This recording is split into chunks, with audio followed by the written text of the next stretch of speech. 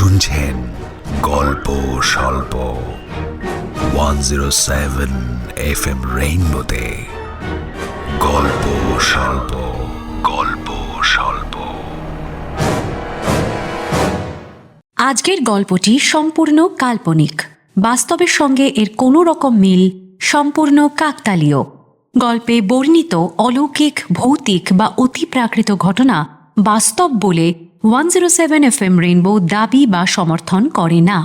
একইভাবে আমরা কোনো ধরনের হিংসা, অপরাধ বা অনৈতিক আচরণকেও সমর্থন করি না।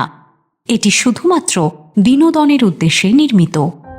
107 FM রেইনবোর গল্প স্বল্পতে আজ শুনবেন মৃগাঙ্ক ভট্টাচার্যর প্রেত ঘর।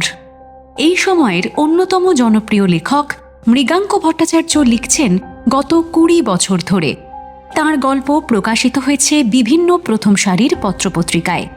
হিন্দি ও ইংরেজি ভাষায় অনুদিত হয়েছে তাঁর গল্প। বিভিন্ন জনপ্রিয় প্ল্যাটফর্মে প্রচারিত হয়েছে তাঁর গল্প। এছাড়াও লন্ডনের একটি FM চ্যানেল থেকে তাঁর গল্প নিয়ে প্রযোজিত হয়েছে রেডিও নাটক। সাহিত্যিক জীবনে তিনি পেয়েছেন রাই কমল পুরস্কার ও হিতেন নাগ পুরস্কার। আজকের গল্প মৃগাঙ্ক ভট্টাচার্যর প্রেত ঘর। গল্পের কথক বাসু। অন্যান্য ভূমিকায় অরিজিৎ, রাজীব, অর্ণব, আত্রেয়, দেবলীনা, অপরূপা ও উজ্জ্বল। গল্পের সূত্রধার সৌমি। শুরু হচ্ছে মৃগাঙ্ক ভট্টাচার্যর প্রেত ঘর।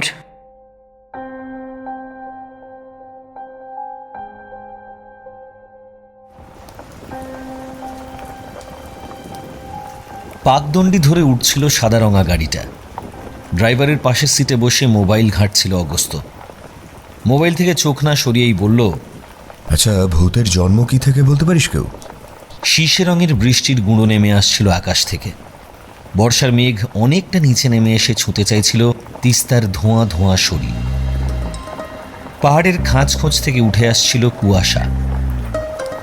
পথের ধারে একটা পরিত্যক্ত বাড়ির দিকে চোখ পড়েছিল খানিক আগে। অত্রি বলে উঠল, ওই দেখ, একটা ভূতের বাড়ি। পাশে বসা অয়ন্তিক ফুট কেটেছিল। পেতনির বাড়িও হতে পারে।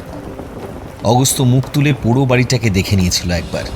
তখনই দুই বন্ধুর উদ্দেশ্যে তার এই প্রশ্ন।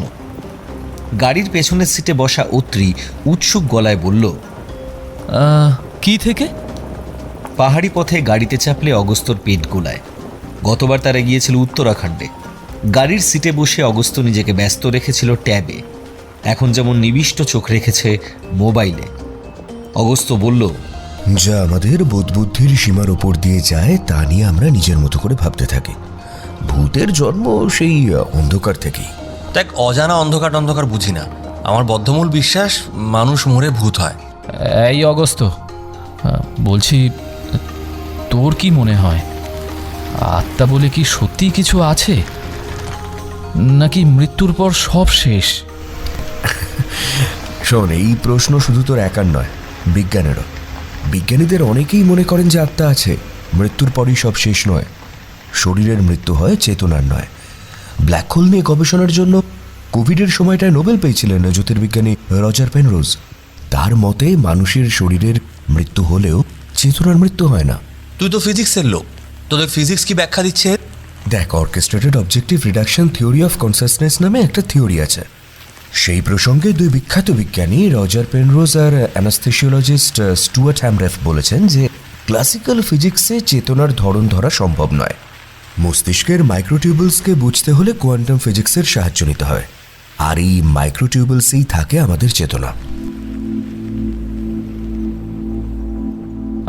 শোন, অত জটিল তত্ত্ব মাথায় ঢোকে না, সহজ করে বুঝিয়ে বল। চেতনা ব্যাপারটা ঠিক কি আসলে? খায় না মাথায় দেয়? পেনরোজ আর হ্যামরফের মতে এটা হলো কোয়ান্টাম ইনফরমেশন, কম্পিউটারের ডেটা যেমন হয় আর কি। তবে এই তথ্য থেকে যায়, মোছে না। যে কোনো ক্ষেত্রেই হোক না কেন, গোটা ব্রহ্মাণ্ড তার কোয়ান্টাম ইনফরমেশনকে ধরে রাখে। মস্তিষ্কের ক্লিনিক্যাল ডেথ হলেও চেতনাটা থেকে যায়, আর মস্তিষ্কের মৃত্যুর পর ব্রহ্মাণ্ডে মিশে যায় সেই চেতনা। চেতনা যদি পুকুর হয় তবে মৃত্যুর পর তা মিশে যাবে সমুদ্রে, উপনিষদ যেমন বলে, তাই তো? দেখ, আমি উপনিষদ নয়, আমি বিজ্ঞানের কথা বলছি। পেনরোজের মতে সেই সমুদ্রের নাম প্রোটো কনসিয়াসনেস বা কোয়ান্টাম ফিল্ড, মহাচেতন। আমাদের চেতনা সেখান থেকে আসে আর সেখানেই ফিরে যায়। রবার্ট ল্যান্সারের দাবি যে স্পেস টাইমই চেতনা তৈরি করে, তাই চেতনা শরীর নিরপেক্ষ। মৃত্যুর পরও সেটা স্পেস টাইমে থেকে যায়। একে বলে বায়োসেন্ট্রিজম। আর এই থিওরি ধরে এগুলো মাল্টিভার্সের ভাবনা চলে আসে, যে প্যারালাল ইউনিভার্সে চেতনা থেকে যায় সার্বিকভাবে। প্যারালাল ইউনিভার্স, এমন কিছু কি সত্যিই আছে? দেখ, আমি আর কতটুকু জানি, তবে হালের স্ট্রিং থিওরি কিন্তু সে সম্ভাবনার কথাই জোর দিয়ে বলছে। আচ্ছা শোন, এই যে সকলে বলে এনার্জি বা শক্তির ধ্বংস বা সৃষ্টি নেই, শক্তির রূপান্তর ঘটে মাত্র, তো এ কি তেমন কিছু?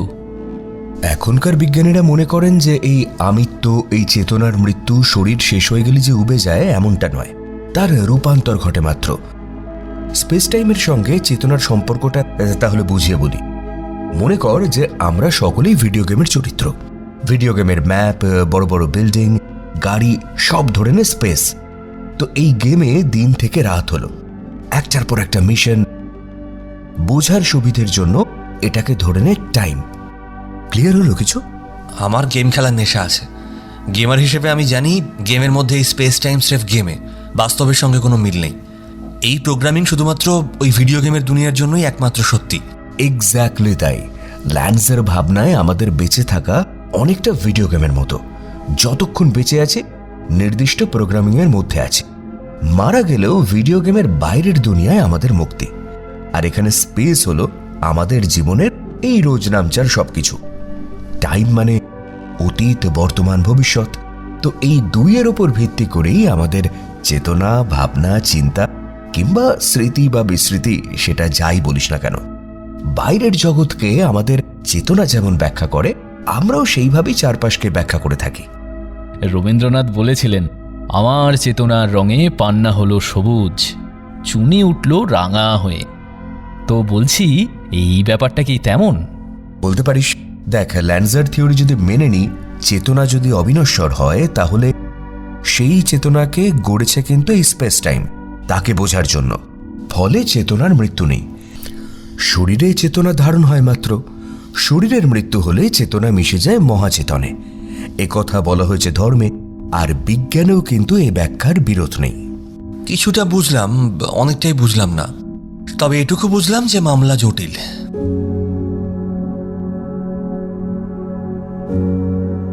তিন বন্ধুই সমবয়সী, তাদের বেড়ে ওঠা একসঙ্গে। স্কুল থেকে বেরিয়ে তিন মূর্তির পথ গেছে তিন দিকে বেঁকে। অগস্ত্যর এক মাথা চুল, চোখে চশমা, 6 ফিটের কাছাকাছি লম্বা, ছিপছিপে চেহারা। ক্রিকেটের হাত ভালো ছিল কলেজে বা ইউনিভার্সিটিতে পড়ার সময়। তবে পড়াশোনার জন্য একসময় খেলার জুতো তুলে রাখতে হয়েছিল অগস্ত্যকে। এখন একটা কলেজে সে ফিজিক্স পড়ায়। অত্রি ডাক্তার, এমডি করে কলকাতার এক হসপিটালের সঙ্গে যুক্ত। নিজের চেম্বার এখনো খোলেনি। অয়ন্তিক ক্রিমিনাল লয়ার, নাম করা কলেজ থেকে বেরিয়ে এখন এক দুঁদে আইনজীবীর সেরেস্তায় কাজ শিখছে। তিনজনই ট্রেক করতে ভালোবাসে। সুযোগ পেলেই রাক্স্যাক কাঁধে বেরিয়ে পড়ে পাহাড়ের পথে। অগস্ত্যর বাড়ি পাটুলিতে, অত্রি সোনারপুরের ছেলে, আর অয়ন্তিক থাকে গড়িয়ায়। 30 ছুঁয়ে ফেললেও 3 মাস্কেটিয়ার্সই এখনো ব্যাচেলার। অত্রি বা অগস্ত্য মনের মানুষের খোঁজ এখনো অবধি পায়নি। অয়ন্তিকের ব্যাপার আলাদা। তার গায়ের রং ফর্সা, নাকের গড়ন আর্যদের মতো, চুল ঢেউ খেলানো কালো, তবে চোখের মনি কালো নয়, পিঙ্গল। নিয়মিত জিমে সময় দেয় বলে শরীরে একটু মেদ নেই। সে এ যুগের ক্যাসনোভা। এর মধ্যে কোথাও বেড়াতে যাওয়া হয়নি বলে মন আনচান করছিল সকলেরই।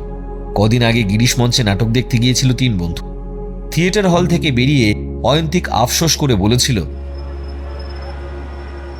আমাকে আজকাল পাহাড় পেয়েছে।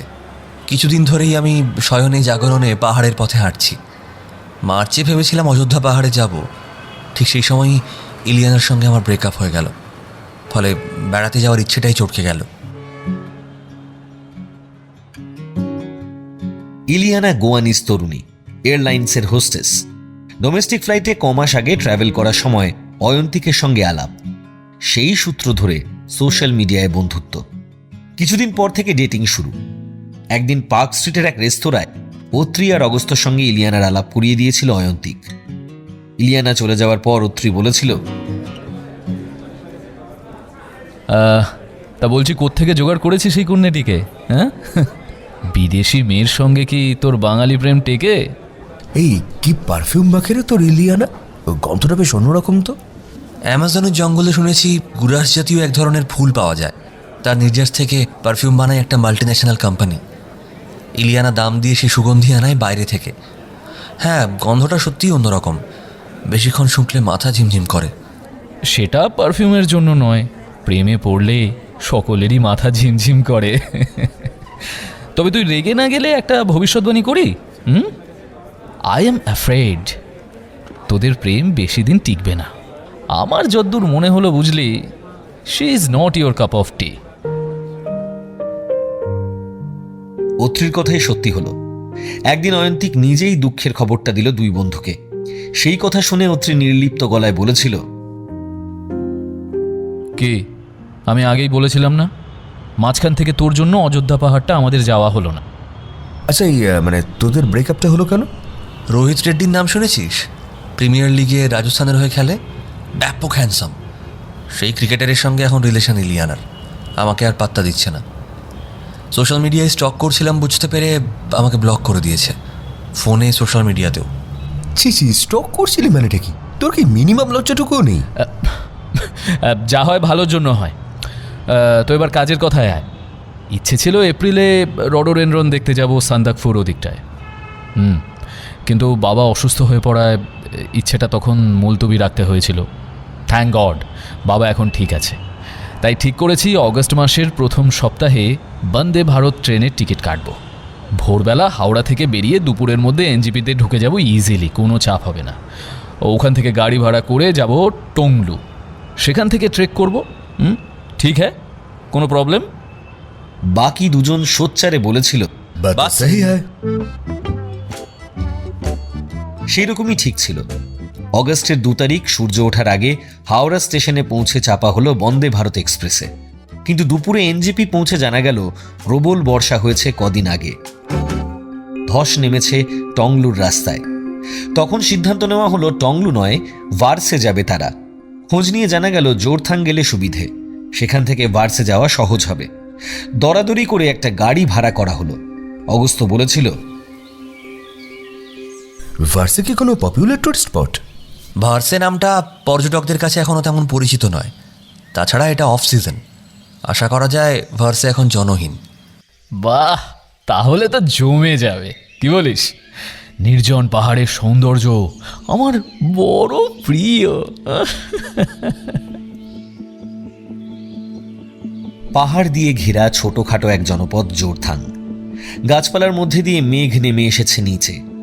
আদুরে কুকুর যেমন জিভ দিয়ে চেটে দেয় মালিকের নাক, তেমনি করে ধোঁয়া ধোঁয়া মেঘেরা এসে ছুঁয়ে যাচ্ছে চোখ মুখ। এটা জাংশন ধরনের জায়গা। এখান থেকে পশ্চিম সিকিমের সব জায়গায় গাড়ি চলাচল করে। রাকস্যাক নামিয়ে রেখে অগস্ত্য আর অত্রি হেঁটে এলো এদিক ওদিক। অনেক নিচ দিয়ে তিস্তা বয়ে চলেছে বর্ষার ধূসর জল পেটে নিয়ে। অয়ন্তিক দাঁড়িয়েছিল একা। বাকি দুজন ফিরতেই অয়ন্তিক উত্তেজিত হয়ে বলল, কি কাণ্ড! এইমাত্র ইলিয়ানাকে দেখলাম। ও আমাকে দেখেনি। এই পাহাড়ে ইলিয়ানা একাই এসেছে কিনা কে জানে, কিন্তু আশেপাশে রোহিত রেড্ডিকে তো চোখে পড়ল না। কোথায় দেখলি? ওই গ্রোসারি শপ থেকে বেরিয়ে খাড়া রাস্তাটা দিয়ে গটগট করে হেঁটে গেল।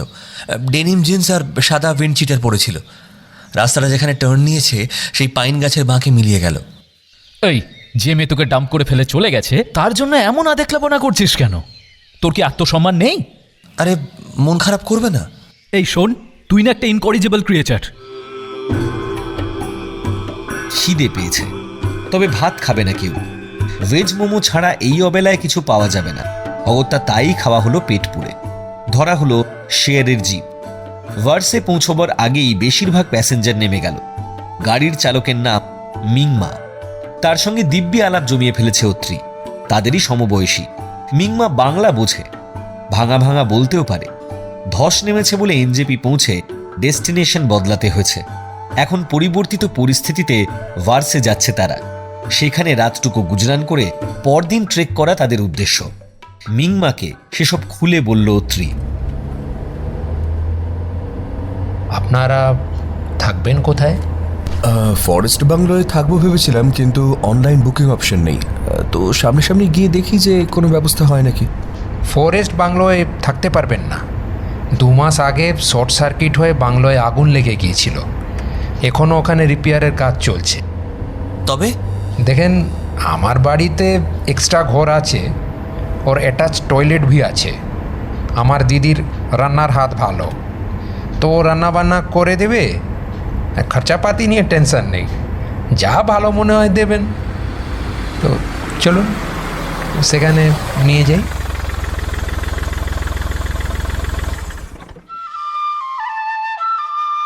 পাহাড়ের ঢালে 2 কামরার একটা বাড়ির সামনে এসে দাঁড়ালো মিংমা।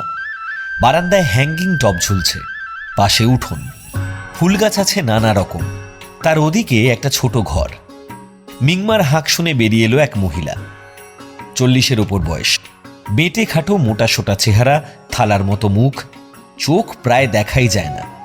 আদ্যপান্ত শুনল মিংমার মুখে, মুখে হাসি টেনে বলল, ওয়েলকাম টু ভার্সে। এখানে মোবাইলের টাওয়ার সহজে পাওয়া যায় না। বাড়িতে জানিয়ে দিয়েছো তো তোমরা? হ্যাঁ দিদি, জোরথাঙে পৌঁছেই বাড়িতে ফোন করে দিয়েছি। আমার নাম পালমু, কাছেই গুড়াসকুঞ্জ ট্রেকার্স হাট। যারা ট্রেক করে তারা ওখান থেকেই গাইড নেয়। তোমাদেরও গাইড নিতে হবে গুড়াসকুঞ্জ থেকে। হ্যাঁ হ্যাঁ, ওই মিংমার মুখে শুনলাম সেটা। ছোটবেলায় বাবা মা মারা গিয়েছিল, অভাবে দিন কেটেছে। টাকা রোজগারের জন্য আমরা ভাই বোন সে সময় গাইডের কাজ করেছি কয়েক বছর। পরে মিংমা সেকেন্ড হ্যান্ড গাড়ি কিনে জোরথাং রুটে গাড়ি চালানো শুরু করলো। আমারও বিয়ে হয়ে গেল, গাইডের কাজ ছেড়ে দিলাম। এদিকের পাহাড় আমাদের 2 ভাই বোনের হাতের তালুর মতো চেনা। আপনি গাইডের কাজ করতেন? কেন বিশ্বাস হচ্ছে না? শোনো, তখনও কিন্তু আমি এতটা মোটা হয়ে যাইনি। হ্যাঁ, সে সময় ওই ফিল্মের মনীষা কৈরালার মতো দেখতে ছিলাম। এই বাড়িটা রাস্তা থেকে নিচে, পাহাড়ের গা বেয়ে খানিকটা নামতে হয়। বাড়ির পেছনেও খানিকটা জায়গা আছে, আলু আর ভুট্টা চাষ করেছে সেখানে। একদিকে রাই শাক ফলেছে। একটা কালো কুকুরছানা তাদের পায়ে পায়ে ঘুরছে, ল্যাজটা ধবধবে সাদা। জানা গেল তার নাম শেরি। মিংমা বলল, চলুন আপনাদের ঘর দেখিয়ে দিই।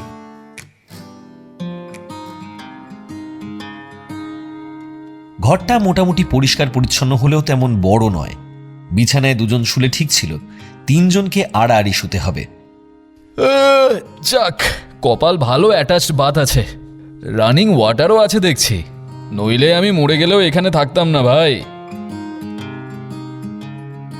ঘরের 2টো জানালা, পাল্লা বন্ধ, বন্ধ পাল্লা খুলে দিল অত্রি। ওদিকে পাইন গাছের জঙ্গলের ওপারে উঁচু পাহাড় চূড়ো। পাইন বনের মাথায় জমে থাকা কুয়াশা আর মেঘ জাপটা জাপটি করে আছে। হঠাৎ একটা জান্তব শব্দ ভেসে এলো বহু দূর থেকে, যেন যন্ত্রণায় গোঙাচ্ছে কি।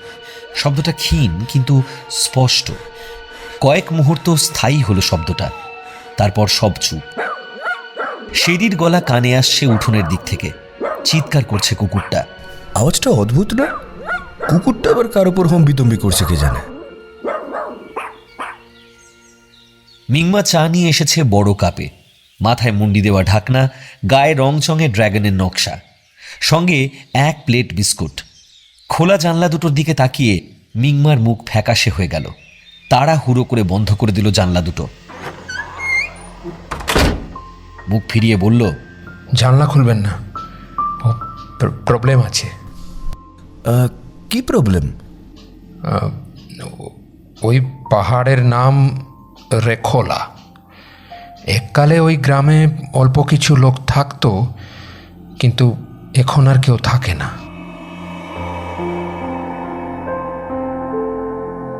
নানান ধরনের জানোয়ার আর সরীসৃপের স্বর্গরাজ্য ওই পাহাড়। সন্ধ্যের পর নানা রকম শব্দ ভেসে আসে রেখোলা থেকে। এমনকি হাওয়ার তেজ বেশি থাকলে ও ভার্সে থেকেও সেসব শব্দ শোনা যায়। হ্যাঁ, নানা রকম শব্দ ভেসে আসে বলতে?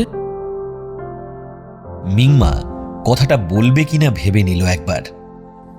বহু বছর আগে ওই পাহাড়ে এক মেম সাহেবকে খুন করেছিল ওই গ্রামবাসীরা।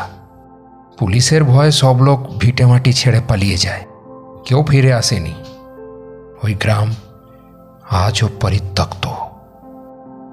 আজও সাদা গাউন পরা একটা মেম সাহেবকে নাকি ওই পাহাড়ে একটা ভাঙাচোরা কাঠের বাড়ির সামনে দাঁড়িয়ে থাকতে দেখা যায়।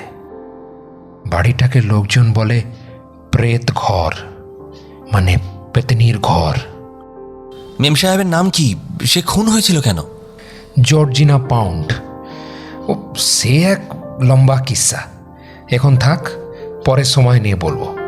আপনাদের চা ঠিক আছে? চায়ে চুমুক দিল তিনজন। এলাচ দেওয়া চা, স্বাদ মন্দ নয়। তা বলছিলাম, পায়ে হেঁটে দেখার মতো কাছাকাছি কিছু আছে?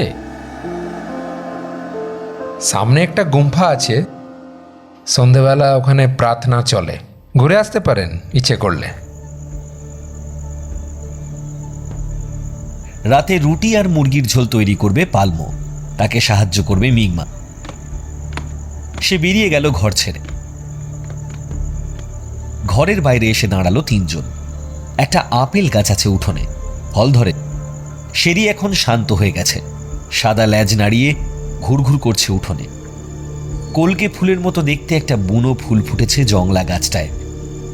সারি সারি ভুট্টা ফুলে আছে, হাওয়া দিচ্ছে ঠান্ডা ঠান্ডা, ঝমঝম বাজনা কানে আসছে। ওই শোন, গুম্ফায় প্রার্থনা সঙ্গীত ভেসে আসছে। এই গুম্ফাটা তো কাছেই। আসার সময় দেখলাম যে কতগুলো লাল পোশাক পরা বাচ্চা লামা দাঁড়িয়ে ছিল বাইরে। চল এক চক্কর ঘুরে আসি। শব্দের উৎস ধরে একটু হেঁটে গুম্ফাটাকে পাওয়া গেল। গুটি গুটি গুম্ফায় ঢুকলো তিনজন। ভয়ালো দর্শন, এক মূর্তির পুজো হচ্ছে। কয়েকজন লামা ইতিউতি ঘুরে বেড়াচ্ছে। সাদা বাটিতে গরম জলের মতো কিছু দুজন লামার হাতে, চুমুক দিয়ে সেই জল খাচ্ছে তারা। আচ্ছা, এই মূর্তিটা কার? বুদ্ধদেবেরই কোনো রূপ হবে নিশ্চয়ই। এ যাবৎ যত গুম্ফায় গিয়েছি সব জায়গায় দেখেছি বুদ্ধদেবের কোনো না কোনো ভয়ানক রূপের পুজো হয়। বুদ্ধের শান্ত সমাহিত রূপ ছেড়ে ভয়ঙ্কর রূপের আরাধনা করার কি যে কারণ কে জানে। গুম্ফার ভেতরে আলো অল্প, লোডশেডিং চলছে বোধহয়। বাইরে টিপটিপ বৃষ্টি শুরু হলো, সঙ্গে তিব্বতী ভাষায় মন্ত্র উচ্চারণ। সব মিলিয়ে অদ্ভুত গা ছমছমে পরিবেশ। আচ্ছা ভাই লোক, বলছিলাম কাল কি প্ল্যান? শোন, প্ল্যান হচ্ছে রেনকোট, জ্যাকেট, ব্রাশ, গামছা, টুথপেস্ট, মোমবাতি, টর্চ এগুলো গুছিয়ে নেবো আজ রাতে। কাল উঠে পড়বো সকাল সকাল। মিংমা আমাদের গাড়িতে করে নিয়ে যাবে গুরাসকুঞ্জ। ট্রেকার্স হাট থেকে আমরা ডেন্টাম যাব ট্রেক করে, সেখান থেকে যাব হিলে। সেখানে এক রাত থাকবো, পরদিন আবার ফিরে আসবো ভার্সাতে। ঠিক আছে? গাইড নিতে হবে না? হ্যাঁ, সে তো নিতে হবেই। এই, তুই তো তোর প্রোট্রেক যন্ত্রটা এনেছিস সঙ্গে, গাইড না নিলে হয় না? না রে, গাইড ছাড়া কিন্তু ফরেস্টের রেঞ্জার ট্রেক করতে দেবে না। আর সময়টা বর্ষাকাল, পথে পাহাড়ি নালা পড়বে কিছু, তাতে জল থাকবেই, সেটাই চাপ। তাছাড়া এই পশু পাখিদের এটা মেটিং সিজন, জঙ্গলের মধ্যে দিয়ে গেলে তাদের অসুবিধা হতে পারে। কোনো ভালুক ফ্যামিলির সঙ্গে মোলাকাত হয়ে যাওয়াটাও আশ্চর্যের নয়, বুঝলি? অন্য ভয়ও আছে। পথ ভুলে রেখোলার সেই প্রেত ঘরের সামনে চলে গেলেই তো চিত্তির জর্জিনা পাউন্ড নামে স্কন্দকাটা এক মেম সাহেবের সঙ্গে দেখাও হয়ে যাবে সেক্ষেত্রে। নামটা চেনা লাগছে, কোথায় শুনেছি ঠিক মনে করতে পারছি না। ওই তোর এক্স গার্লফ্রেন্ডের সংখ্যা তো সেঞ্চুরি ক্রস করে গেছে, তাদের মধ্যেই কোনো একজন হবে। অত্রি আর অগস্ত হাসতে হাসতে হাই ফাইভ করলো। অয়ন্তিক দাঁড়িয়ে পড়ে বলল, আচ্ছা, একটা গন্ধ পাচ্ছিস? ইলিয়ানা যে পারফিউম ইউজ করে সেই গন্ধটা নাকে আসছে। জোর থাকে ঠিকই দেখেছিলাম, ইলিয়ানা আশেপাশেই কোথাও আছে। আরে বাবা, আছে তো আছে। এই, তোদের ব্রেকআপ হয়ে গেছে, এখনো আঠা গেল না? তোরা জীবনে প্রেম করিসনি কখনো, ব্রেকআপের মর্ম কি বুঝবি?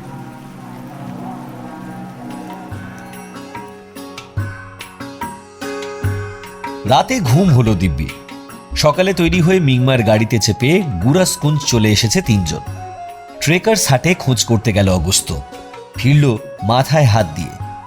এখানকার এক গাইড মারা গেছে গতকাল রাতে। তার অন্ত্যেষ্টিতে যোগ দিতে বহু গাইড চলে গেছে তার বাড়িতে। যে কজন গাইড ট্রেকার্স হাটে ছিল তাদের নিয়ে বেরিয়ে পড়েছে অন্য ট্রেকাররা। যা, এবার কি হবে? ভাবনার কিচ্ছুই নেই। আরে আমি ডেন্টাম আর হিলে পাহাড় গাইড করে নিয়ে যাব আপনাদের। আমি আর আমার দিদি তো একটা সময় সত্যি গাইডের কাজ করতাম। এই পাহাড়ের নারী নক্ষত্র আমাদের চেনা। দক্ষিণে কত দিতে হবে? দেখেন, আজ যাব, কাল ফিরবো, তো গাড়ি চালিয়ে তেলের খরচ বাদ দিয়ে দুদিনে যা টেকে সে টাকা দিলেই চলবে। অত্রি, অয়ন্তিক আর অগস্ত্য চোখের ইশারায় কথা বলে নিল। ডান। মেঘ আর কুয়াশা মোড়া রাস্তা, বর্ষার জল পেয়ে জঙ্গল সতেজ হয়ে রয়েছে, ফার্নগুলো চকচক করছে, রাস্তার ধারে নাম না জানা বুনো ফুল ফুটে আছে, পাতায় আর জলে রাস্তাটা পিছল, সাবধানে পা না ফেললে বিপদ।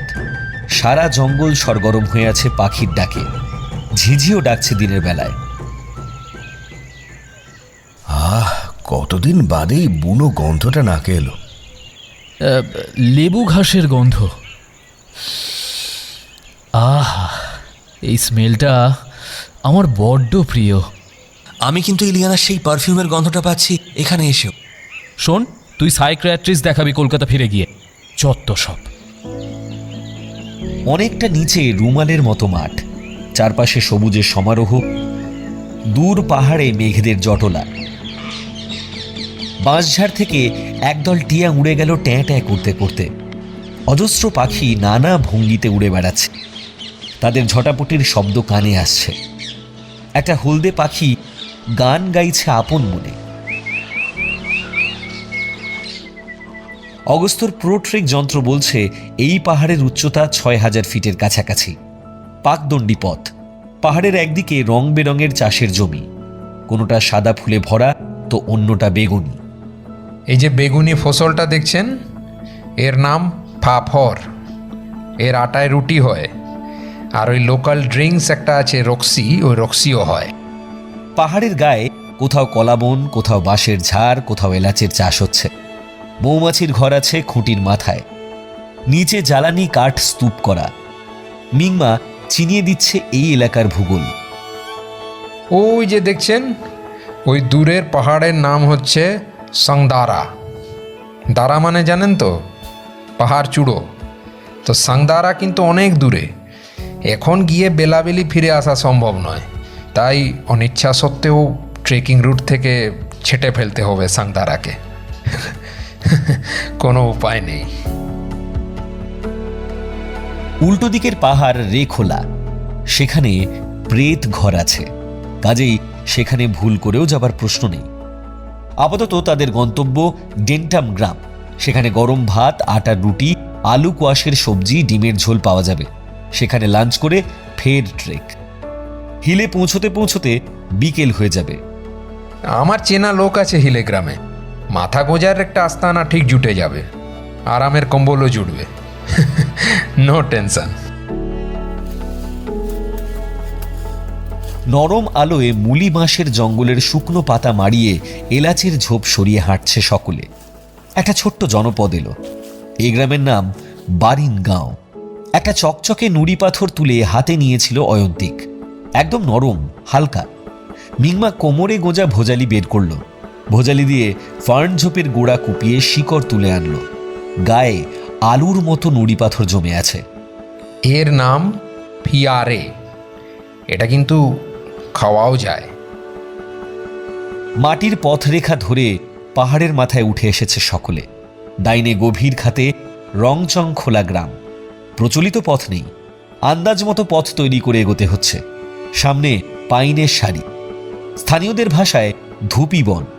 সরু সরু আঙুলের মতো থোকা থোকা পাইন গাছের পাতা, শুকনো পাতায় আগুন দিলেই ধূপের গন্ধ। এর আঠা থেকে একটা দামি তেল হয়, আর কাঠ থেকে হয় ঘরের মেঝে আর দেওয়াল। একটা স্কুল চোখে পড়ল, পাশে অতল খাদ। স্কুলের পাশে খাদ? খাদের ধারে রেলিং নেই কেন? খাদ দেখতে দেখতে তো বড় হই আমরা। রেলিং বা বেড়া এসব কোনো কিছুরই দরকার পড়ে না। একটা সুদৃশ্য লেক এলো পথ চলতে চলতে। সামান্যই জল আছে তাতে। জলাধারের চওড়া পাড়ের প্রান্তে দুটো ফাঁকা ঘর, চারটে উঁচু খুঁটির উপর দাঁড়িয়ে। রাত্রিবাসের জন্য দুর্দান্ত। এখানে থাকে না কেউ?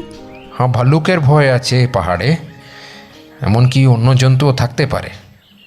তো রাতের বেলা এই ঘরে থাকতে কেউ সাহস পায় না। ঘন জঙ্গলে আকীর্ণ পথ, আকাশ মেঘে ঢাকা, কোথাও একেবারে 60 ডিগ্রি চড়াই। মেঘের ছাতা আছে বলে হাঁটতে অসুবিধা হচ্ছে না। মিংমা ঘাস থেকে ছোট একটা বেগুনি ফুল তুলে নিল, অগস্ত্যর হাতে দিয়ে বলল, এটা হচ্ছে ন্যাচারাল শ্যাম্পু, এদিকে অনেকেই ব্যবহার করে, একদম হার্বাল। অগস্ত্য হাতে নিয়ে দেখছিল ফুলটা। ততক্ষণে মিংমা দোপাটি ফুলের মতো দেখতে একরকম ফুল নিয়ে এসেছে গাছ থেকে ছিঁড়ে। এর নাম বালসাম। আগস্ট মাসে অকাতরে ফুটে থাকে এই উপত্যকায়। পাইন গাছেদের আড়াল ছিল বলে বুঝতে পারেনি। এদিকটায় আসার পর মনে হলো কেউ যেন উজ্জ্বল সাদা কাপড় বিছিয়ে রেখেছে পাহাড়ের ঢাল জুড়ে। এই যে সাদা ফুলগুলো দেখছেন, এদের নাম লারা। একজন বিখ্যাত ওয়েস্ট ইন্ডিয়ান ক্রিকেটার আছে এই নামে। না না, ক্রিকেটার নয়, ওই বিশ্বসুন্দরী লারা দত্ত আছে না, শুনেছি সেই নাম থেকেই এই নামটা ধার করা।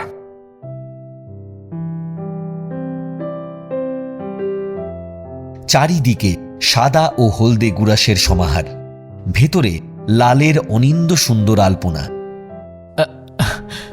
আরে বাহ, এই যে রডোডেনড্রন। অয়ন্তিক এক মুঠো ফুল তুলে নিল গাছ থেকে, গন্ধ শুকে বলল, ইলিয়ানার ব্যবহার করা পারফিউমের মতো গন্ধের সঙ্গে মিল আছে। এই ফুল থেকেই হয়তো কোনো নামজাদা কোম্পানি দামি সেন্ট বানায়। মিংমা চটজলদি তার হাত থেকে ফুলগুলো কেড়ে নিয়ে ফেলে দিল মাটিতে। কি হলো? রোডোডেনড্রন নয়, এটা গুরাস। দুটো এক নয়, খুব সূক্ষ্ম ফারাক আছে। তার চাইতেও বড় কথা হচ্ছে কি, এই পাহাড়ি গুরাস কিন্তু অন্য জাতের। এই ফুলের গন্ধ শুকলে মাথা ধরে যায়, আর অ্যাজমার সমস্যা থাকলে শ্বাসকষ্ট হতে পারে। তো বেশিক্ষণ ধরে শুকলে তো কথাই নেই, মানুষ ভুলভাল দেখতে শুরু করে। ভুলভাল দেখে মানে? হাই অল্টিটিউড সিনড্রোমের কথা বলছো? সেসব ক্ষেত্রে অনেকে নাকি হ্যালুসিনেট করে, কিন্তু এই হাইটে তো এমন হওয়ার কথা নয়। অত সব জানি না, তবে এই পাহাড়ের লোকে এই ফুল ছুঁয়েও দেখে না। গন্ধ শোঁকা তো পরের কথা। ফুলের গন্ধ শুকলে অ্যাজমার সমস্যা বাড়তে পারে, কিন্তু হ্যালুসিনেশন এমন কখনো হয় নাকি? দেখ, প্রকৃতির রহস্য বোঝাটা ভার।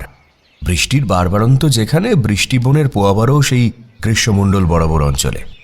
অজস্র গাছগাছড়ার আড়ত সেই রেনফরেস্ট। পৃথিবীতে যত ওষুধ চালু আছে তার 4 ভাগের 1 ভাগ এইসব গাছপালা থেকে তৈরি।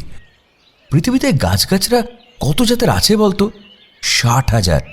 তার মধ্যে শনাক্ত করা গেছে মাত্র 5% গাছকে। আর অরণ্যের গাছগাছড়ার গুপ্ত শক্তি হাজার হাজার বছর ধরে জানত তারা। দুঃখ হয় যে সেই জ্ঞানটা আর কেউ পেল না। এই জঙ্গলেও প্রকৃতির খেয়ালে যে গুরাস জন্মায়, তার এমন কোনো বিশেষত্ব থাকতেই পারে। বলছি, মিংমা যখন বলছে তখন খামোখা গুরাসের গন্ধ শুকে ঝুঁকি নেওয়ার কি দরকার আছে? পথরেখা নেই আর, সামনে ঝোপঝাড়, জঙ্গলের মধ্যে দিয়ে উঠে গেছে পাকদণ্ডী। রাস্তার যে হাল দেখছি তাতে পথ হারানোর ভয় যথেষ্ট। ভয় জিনিসটা তো উপভোগ করার জন্যই, অ্যাডভেঞ্চারের স্বার্থের কথা যদি ধরিস। কি মিংমা? আমরা জন্মাই 6ষ্ঠ ইন্দ্রিয় নিয়ে। পাহাড়ি ঘন জঙ্গলের মধ্যে আমাদের ছেড়ে দিন, তো কোনটা গ্রামের পথ, কোনটা জঙ্গলের, কোন পথ ব্যবহার করা হয়, কোন পথ পরিত্যক্ত, সব আমরা ঠিক ধরতে পারবো। পথ ভোলার কোনো চান্সই নেই। হাওয়া ক্রমশ কনকনে হচ্ছে। যত উপরে ওঠা হচ্ছে তত ঘন হচ্ছে জঙ্গল। গাছগুলো দৈত্যের মতো, গুঁড়ি থেকে পাখনা ছড়ানো মাটিতে ঠেস দেওয়ার জন্য। শিমুল গাছের মতো দেখতে গাছগুলো। অগস্ত্য প্রোট্রেক দেখে নিল। 6,500 ফিট উঁচুতে উঠে এসেছে তারা। এবার ঢালু পথ, এক পাহাড় থেকে অন্য পাহাড়ে যেতে হবে এবার। জঙ্গলের ওদিকে নিচে একটা ঝোড়া, সরু ধারায় জল পড়ছে। জলের রং স্বচ্ছ। 2 পাহাড়ের আড়ালে বলে ঝিমঝিম নেশা ধরানো আলো আঁধারি এদিকে।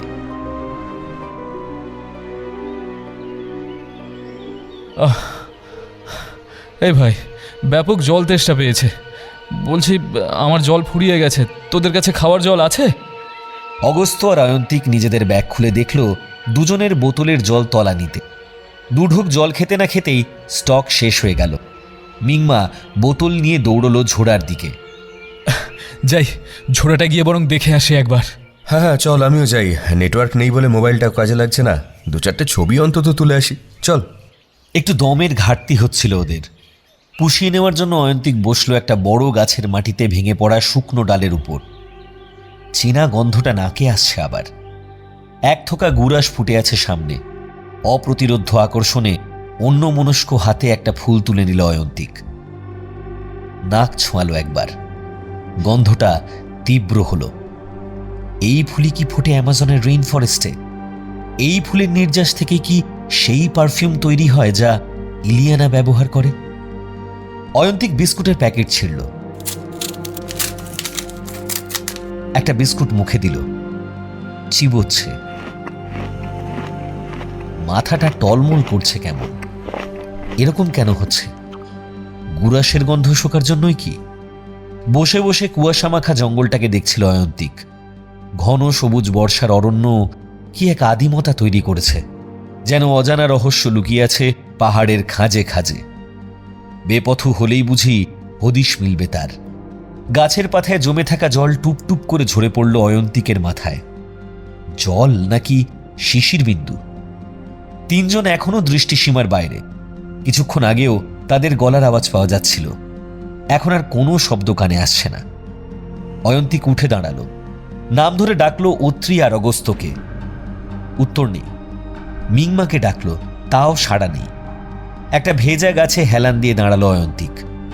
এমন সময় আকাশ ঢেকে গেল কালো মেঘে। শিরশিরে একটা হাওয়া দিয়ে গেল বনের মধ্যে। কেউ যেন স্প্রে মেশিন দিয়ে সাদা কুয়াশা স্প্রে করে দিল পাহাড়ি অরণ্যে। ছোট ছোট ফুল ফুটে আছে, একটা স্ট্রবেরির মতো দেখতে ফল। হাতে নিয়ে দেখল অয়ন্তিক। স্ট্রবেরির মতো নয়, স্ট্রবেরি। ছোট ছোট পাখি ডাকছে আশপাশ থেকে। পাখির ছানারা ওড়ার চেষ্টা করছে। উড়তে গিয়ে থুপ করে পড়ছে জঙ্গলের মধ্যে। একটা আবছা আওয়াজ ভেসে এলো অয়ন্তিকের কানে। দূরে কোথাও বাক বিতণ্ডা চলছে। একটা পুরুষের গলা, অন্যটা মহিলা কণ্ঠ। কোনো পুরুষের সঙ্গে ঝগড়া করছে কোনো মহিলা। কি নিয়ে চাপানুতোর তা বোঝা যাচ্ছে না। পুরুষালী গলাটা অগস্ত্য বা অতৃপ্ত নয়, মিংমারও না। তবে কোনো ট্রেকার। অয়ন্তিক একটা বুনো লতার ঝোপ ডিঙিয়ে হেঁটে এলো একটা টেবিল আকৃতির জায়গায়। সামনে জমাট কুয়াশা প্রাচীর, তার ওপাশে একটা কাঠের বাড়ির আদল। টিনের চাল ফুঁড়ে একটা ঝাঁকড়া গাছ বেরিয়েছে। বাড়িটার বয়সের ঠিক ঠিকানা নেই। ভেতর থেকে কথা কাটাকাটির শব্দ কানে আসছে। কৌতূহল সামনে টেনে নিয়ে যাচ্ছে অয়ন্তিককে। কুয়াশায় মোড়া বাড়িটার সামনে এসে দাঁড়ালো সে। তখনই গুড়াসের গন্ধটা তীব্রভাবে ঢুকে পড়ল তার নাসারন্ধ্র দিয়ে। মাথাটা নতুন করে টাল খেল তার।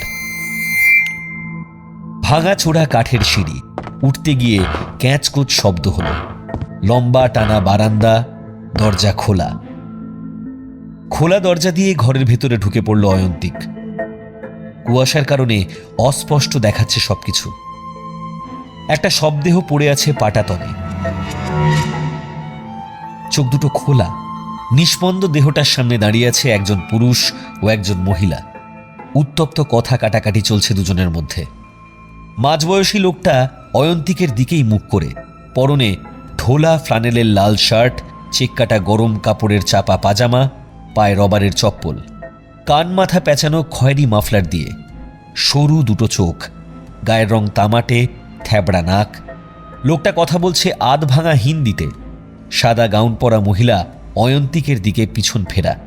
সোনালি চুলের মহিলা ইংরেজি মেশানো হিন্দিতে উত্তেজিত হয়ে কিছু বলছে লোকটাকে। লোকটা অয়ন্তিককে দেখতে পেয়েছে। তার চিকন চোখ দুটোতে ভয়ের ছায়া। অয়ন্তিকের দিকে এগিয়ে এলো লোকটা। অয়ন্তিক সভয়ে পিছিয়ে গেল দুপা।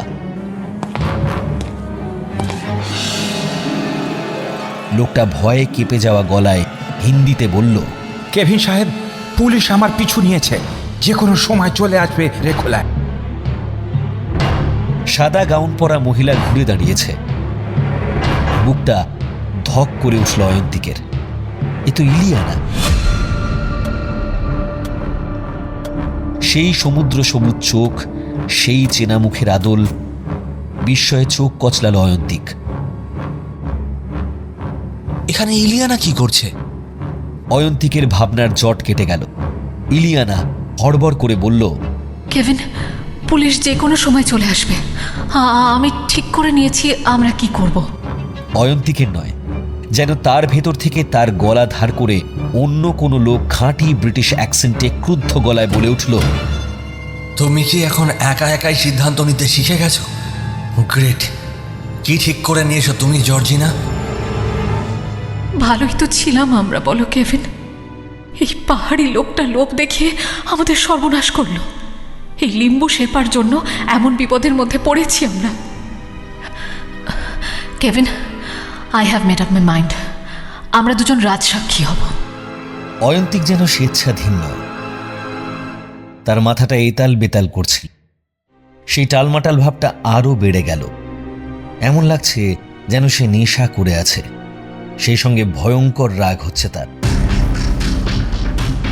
কোনো রাগী শঙ্খচূড় ফনা তুলে নাচছে তার মস্তিষ্কের মধ্যে। তার শিরা উপশিরা দিয়ে নেচে বেড়াচ্ছে আগুনের গোলা। স্বর্ণকেশী মহিলার কাঁধে শক্ত দুটো হাত রাখল Ayantik. Are you crazy Georgina? রাজসাক্ষী হতে গিয়ে যদি ভেসে যায়, ক্যাপিটাল পানিশমেন্ট না হলেও জেল যে হবেই সেটা তো গ্যারান্টেড, ইজন্ট ইট? খুন করেছে লিম্বু, আমরা এসবের সঙ্গে ইনভলভড নই। আমাদের জেল হবে কেন? খুন আমরা করিনি ঠিক কথা, কিন্তু আমরা মঙ্কদের যে সিক্রেট গ্রুপটাকে হিউম্যান স্কেলিটন বিক্রি করেছি সেটা কি ক্রিমিনাল অফেন্স নয়?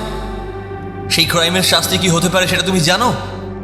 ঠোঁট কাঁপছে, জলে ভেজা চোখ। জর্জিনা অস্ফুটে বলল, জানি না। অয়ন্তিক কাঠের পাটাতনে শোয়ানো মৃতদেহটার দিকে আঙুল উঁচিয়ে বলল, এটা কার লাশ জানো? রেখোলা গ্রামের মুখিয়ার ভাইয়ের লাশ। লিম্বু টাকার লোভে বালিশ চাপা দিয়ে লোকটাকে খুন করে তার বডি নিয়ে এসেছে এখানে। সেটা জেনে গেছে সকলে। জর্জিনা, পুলিশ পৌঁছতে দেরি আছে, চলো আমরা পালাই। লিম্বু বাঁচতে চাইলে তুমিও পালাও। বউ বাচ্চা আছে আমার ঘরে, ওদের ফেলে আমি এই পাহাড় ছেড়ে যাব কি করে? দেন গো টু হেল। কেভিন, আমরা পালিয়ে বাঁচতে পারবো না। আজ হোক বা কাল পুলিশের হাতে ধরা পড়তেই হবে। তার চাইতে সারেন্ডার করে রাজসাক্ষী হওয়াটাই তো আমার মনে হয় ওয়াইজ ডিসিশন। অয়ন্তিক এক ঝটকায় সরিয়ে দিল জর্জিনার হাত। ড্যাম ইট, তুমি পচে মরো এখানে। ধূপধাপ পা ফেলে অয়ন্তিক বেরিয়ে এসেছে বাইরে। কাঠের সিঁড়ি দিয়ে নেমে এসেছে নিচে।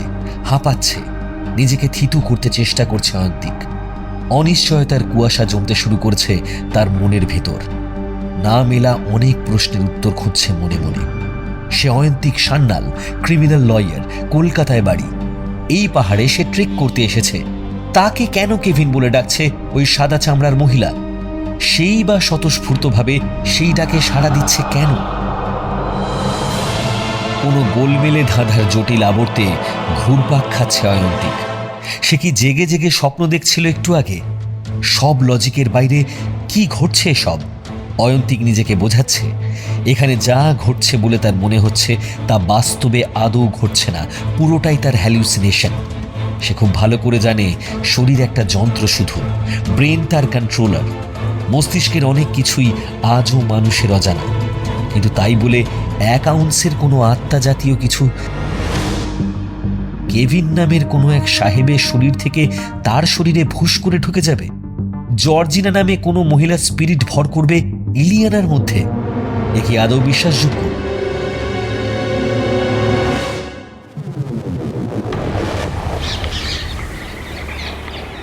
ট্যাঁ ট্যাঁ ডাক শুনে ওপরের দিকে তাকালো অয়ন্তিক। মেঘে ঢাকা আকাশ এক ঝাঁক টিয়া উড়ে গেল কালচে ধূসর রঙের মধ্যে ঘন সবুজ আবির ছড়িয়ে দিয়ে। বুনো ফুলের গন্ধটা নাকে ভেসে আসছে আবার। সামনের দিকে তাকালো অয়ন্তিক। কুয়াশায় ঢাকা বাড়িটা ফের তাকে টানছে অমোঘ আকর্ষণে। সেই টান অগ্রাহ্য করার শক্তি যেন তার নেই। সে এগিয়ে যেতে লাগলো সামনের দিকে, সিঁড়ি দিয়ে উঠে এলো ওপরে। তার দুটো চোখের তারা স্থির হয়ে গেল ঘরটায় এসে। লিম্বু নেই, সেই শবদেহটাও নেই। ঘরটায় এখন গিজগিজ করছে ভিড়। একদল পাহাড়ি মানুষ ঘিরে ধরেছে জর্জিনাকে। উত্তপ্ত ঝগড়াঝাঁটি চলছে দুপক্ষের মধ্যে। অয়ন্তিক যেন বাতাস দিয়ে গড়া। সে ঘরের মধ্যে দাঁড়িয়ে, অথচ তাকে কেউ লক্ষ্য করছে না। জর্জিনা কি দেখতে পেয়েছে তাকে? অয়ন্তিকের উদ্দেশ্যে কিছু কি বলতে যাচ্ছিল জর্জিনা? গ্রামবাসীদের মধ্যে একজন আচমকা পিছমোড়া করে ধরে ফেলেছে তার হাত দুটো।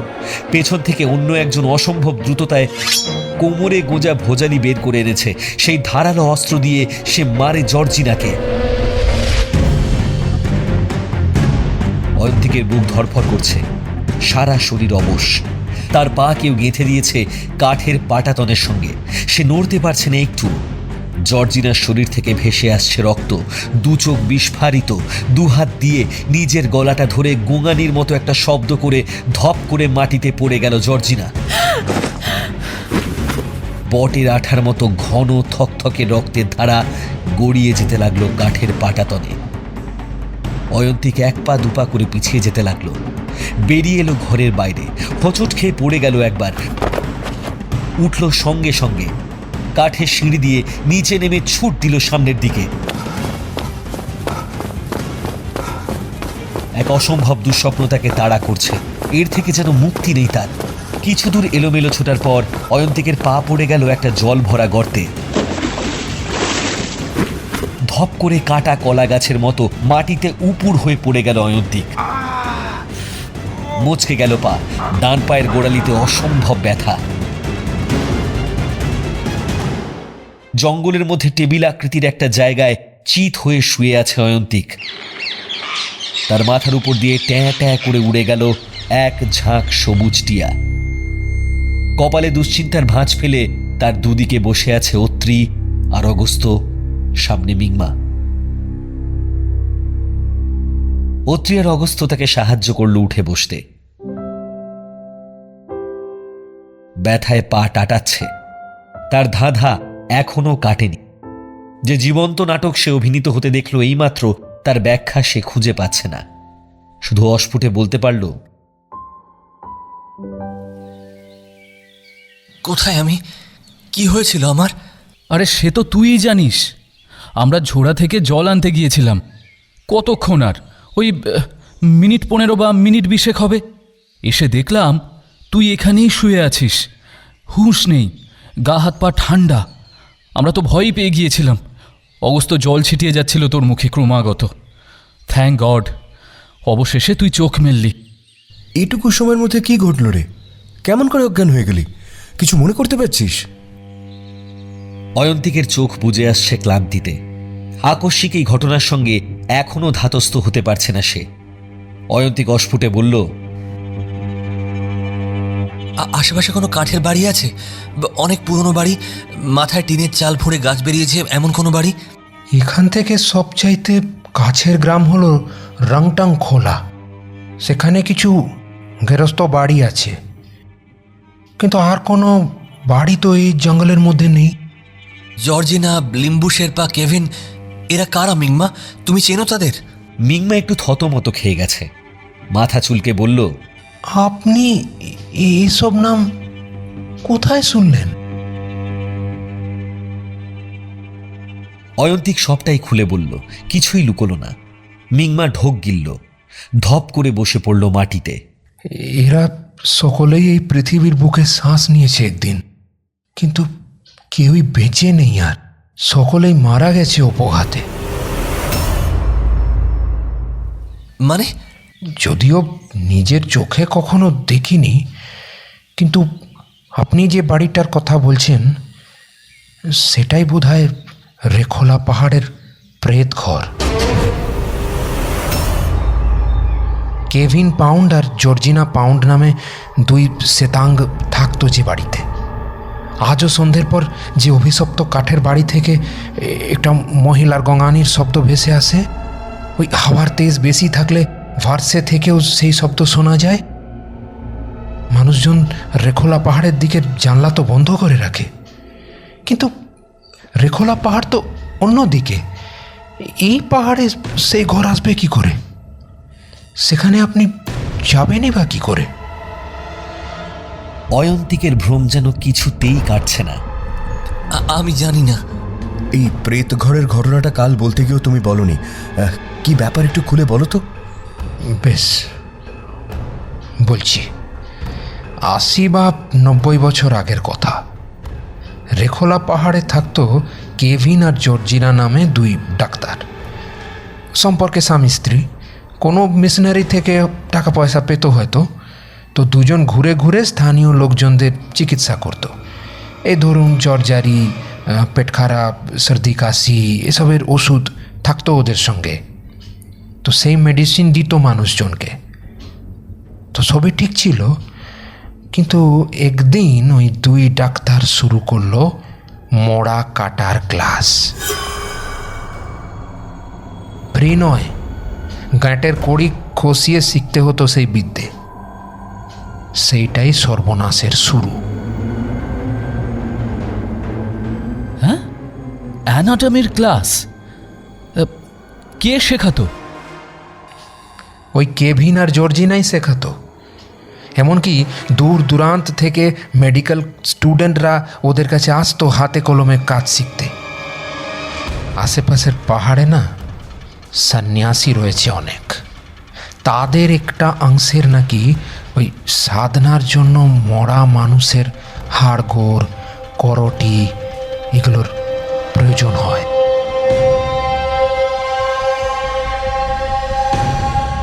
শবদেহ ব্যবচ্ছেদের কাজ শেষে কেভিন আর জর্জিনা ওই লাশগুলোর কঙ্কাল গোপনে বিক্রি করতো তাদের কাছে। দেখেন, পুরোটাই চলছিল আইনকে একদম বুড়ো আঙুল দেখিয়ে। পুলিশ প্রশাসন জানতে পারেনি কিছু? রেখোলা তো দুর্গম পাহাড়, হাতে গোনা মানুষের বাস। চোর ডাকাতের উপদ্রব নেই। দরজা খুলে রেখে বাইরে গেলেও ধরেন বাড়িতে চুরিচামারি হয় না। পুলিশ এই গ্রামে টহল দিতে আসতো কালে ভদ্রে। সেই সুযোগটাই কাজে লাগিয়েছিল কেভিন আর জর্জিনা। আর এই দুই ডাক্তারকে মরা যোগান দিত লিম্বু শেরপা, রেখোলার একটা সরাইখানার মালিক। সব কিছুরই একটা শুরু থাকে। সেই ডেড বডি সাপ্লাই দেওয়ার কাজটা কিভাবে শুরু করেছিল লিম্বু? একবার এক ভবঘুরে সাহেব নিচের গ্রাম থেকে উপরের গ্রামে যাচ্ছিল পায়ে হেঁটে। তো রেখোলা পাহাড়ে এসে উনি অসুস্থ হয়ে পড়ে। লিম্বু শেরপা সরাইখানায় আশ্রয় নিয়েছিল কদিনের জন্য। সাহেবের না শ্বাসকষ্ট হচ্ছিল। 2 দিনের ভাড়া বাকি রেখেই সাহেব অক্কা পেল। এবার সাহেবের পকেট তল্লাশি করে লিম্বু দেখলো কি পকেট ফাঁকা। তো তাহলে বকেয়া ভাড়া উসুল হবে কি করে? সে ওই মরা সাহেবের লাশ নিয়ে হাজির হলো কেভিন আর জর্জিনার কাছে। বলল, আমি এই লাশ বিক্রি করতে চাই। অয়ন্তিক নিজের ভুরু দুটোকে সেকেন্ড ব্র্যাকেট করে বলল, তারপর? জর্জিনা আর কেভিন নিজেদের মধ্যে কথা বলে নিল।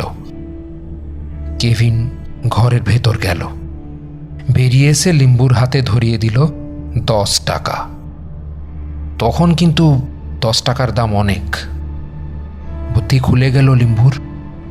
তার সরাইখানায় ভবঘুরে, বাউন্ডুলে কিংবা অশক্ত হয়ে যাওয়া বৃদ্ধ অতিথির পা পড়ে প্রায়। এমনকি ধরেন ওই বাপে খেদানো, মায়ে তাড়ানো ছেলে ছোকরারাও আসে কখনো সখনো। তাদের মুখে বালিশ চাপা দিয়ে বসলেই তো কাজ হাসিল। লিম্বু টাকার জন্য মানুষ মারতে শুরু করলো। তবে 17 পর 18 নম্বর খুন করতে গিয়ে লিম্বু ফেঁসে গেল। রেখোলা গ্রামের মুখিয়ার ভাই, তাকে নিজের সরাইখানায় এনে গলা টিপে খুন করেছিল লিম্বু। কেউ দেখে ফেলায় জানাজানি হয়ে গেল ব্যাপারটা। লিম্বু ছুটতে ছুটতে এলো কেভিন আর জর্জিনার কাছে। কেভিন পালালো আর জর্জিনা রাজসাক্ষী হলো। বিচারে ফাঁসি হলো লিম্বুর। জর্জিনাকে দিয়ে করানো হলো পোস্টমর্টেমের কাজ। কেভিন আত্মগোপন করেছিল জঙ্গলে, তো সেও একদিন পুলিশের হাতে ধরা পড়ে গেল। কেভিনের সঙ্গে বন্দুক থাকতো। নিজের রিভলভার মাথায় ঠেকিয়ে সে আত্মহত্যা করে। লিম্বুর অপরাধ কিন্তু বরদাস্ত করেনি কেউই। সেই রাতেই লিম্বুর সরাইখানা জ্বালিয়ে দিয়েছিল ওই বিক্ষুব্ধ গ্রামবাসী।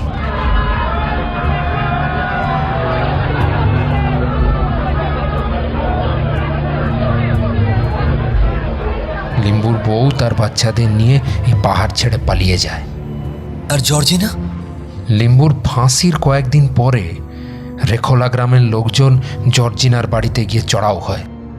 দেখেন, লিম্বু দোষী, কিন্তু তা বলে এই শ্বেতাঙ্গ ডাক্তার দম্পতিও তো ধোয়া তুলসী পাতা নয়। তাদের সঙ্গে জর্জিনার বিবাদ একদম চরমে পৌঁছয়।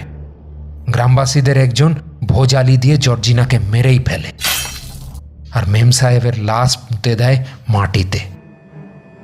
অভিশপ্ত কাঠের বাড়িটাকে সেই থেকে প্রেত ঘর বলে সকলে জানে। সন্ধ্যের পরে প্রেত ঘরের পাশে যেখানে পুঁতে দেওয়া হয়েছিল সেখানে দাঁড়িয়ে থাকতে দেখা যায় একটা সাদা গাউন পরা মেম সাহেবকে।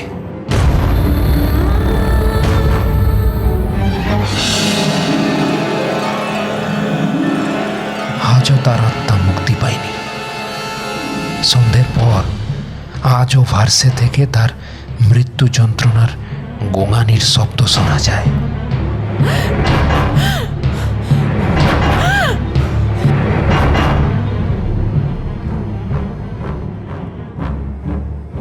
এত কিছু যে সেদিন ঘটে গিয়েছিল, তা পুলিশ সেসব টের পায়নি? পুলিশ জিপ নিয়ে এসেছিল পরদিন সকালে।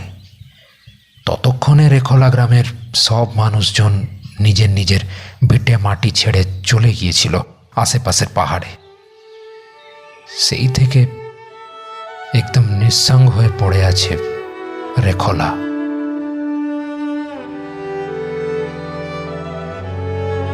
তোমরা যে ভার্সে পাহাড়ে থাকো, তা তোমাদের ভয় করে না? আমরা দিন আনি দিন খাই। ছোটবেলায় বাবা মা চলে গেছে।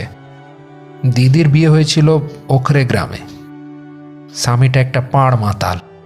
ঝগড়া ঝাঁটি আর অশান্তি এড়াতে দিদি আমার কাছে চলে এসেছে। আমি তো জোরথাং রুটে সেকেন্ড হ্যান্ড গাড়ি চালাই। কি বা রোজগার? ঠাকুরদার আমলের এই বাড়ি ছেড়ে অন্য কোথাও জমি কিনে বাড়ি বানানোর ক্ষমতা আমার নেই। ভয় পেয়ে লাভ আছে কোনো?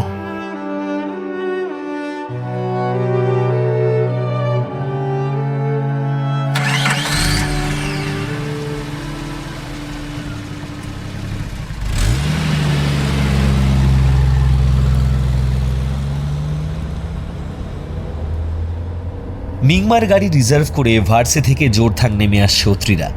স্টিয়ারিং হাতে মিংমা, তার পাশে বসেছে অগস্ত্য, চোখ মোবাইলে। পেছনে দুদিকের জানলা ঘেঁষে অয়ন্তিকার অত্রি।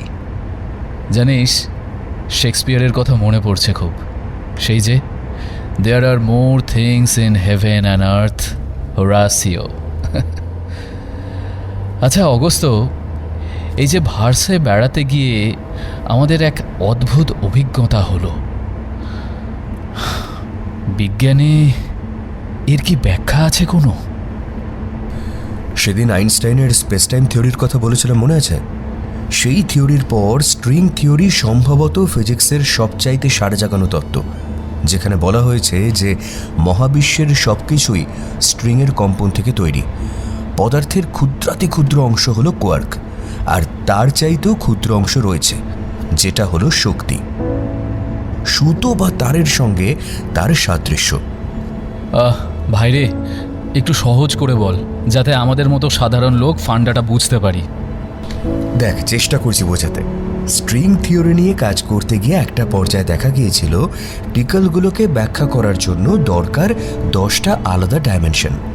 তো এই 10 গোত্রের ডাইমেনশন চতুর্মাত্রিক জগতের বাইরে। অবশ্য সেটা যে বাইরেই সেটা নিশ্চিত নয়।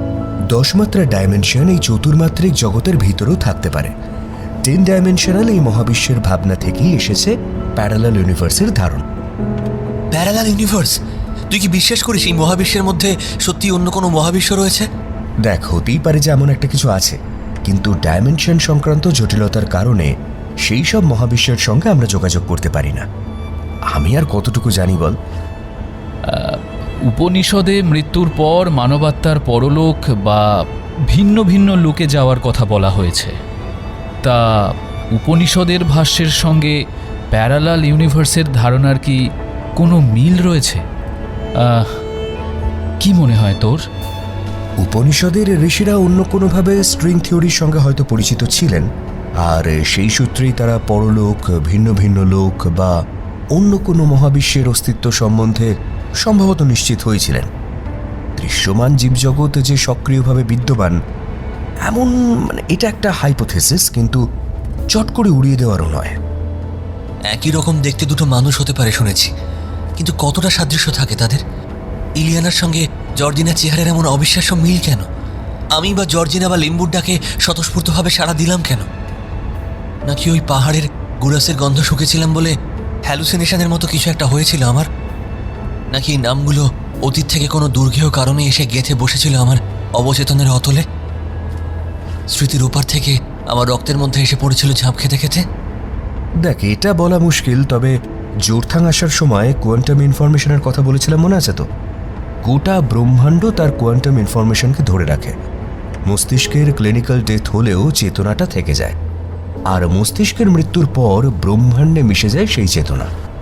তুই ইলিয়ানার সঙ্গে জর্জিনা পাউন্ডের চেহারার মিলটাই শুধু দেখলি, এদিকে বঙ্গ সন্তান হয়েও তোর চেহারার আদল গোরা সাহেবদের মতো কেন, সেটা ভেবে দেখেছিস কখনো? 80-90 বছর আগের কোভিন পাউন্ডের চেহারার সঙ্গে যে অয়ন্তিক সান্যালের চেহারার আদলের মিল নেই, সেটা হলফ করে বলছিস কি করে? অয়ন্তিক হাঁ করে দেখছে অগস্ত্যকে। তার মানে?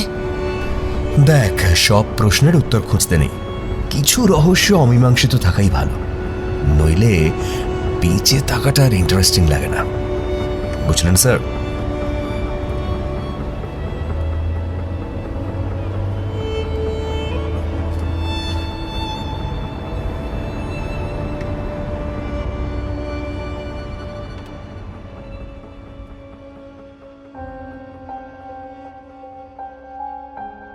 ওয়ান FM রেইনবোর গল্প স্বল্পতে আজ শুনলেন মৃগাঙ্ক ভট্টাচার্যর প্রেত ঘর।